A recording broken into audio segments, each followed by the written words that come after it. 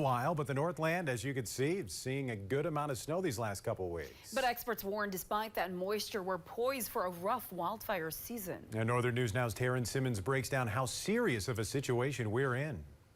Although we've received a good amount of snow this month, experts say it's not enough to protect us from wildfires that could potentially occur this summer, as we've seen in years past. St. Louis County held a news conference Wednesday to discuss wildfire risks and how Northlanders can protect and prevent themselves from being involved in a wildfire.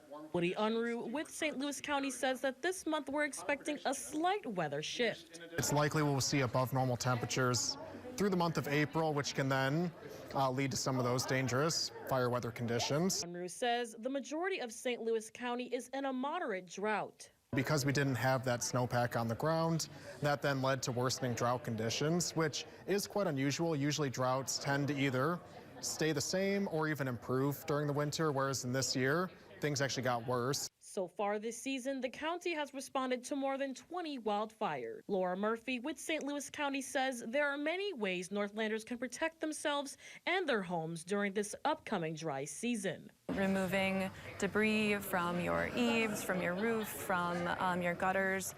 Those are really big catches for embers. As the weather begins to change, Unruh wants Northlanders to be aware of wildfire signs and to look out for any red flag warnings. That's a combination of strong winds and very dry conditions in terms of relative humidity. We really urge the public to pay attention to that. Alerting the public and protecting Northlanders while the weather slowly begins to change.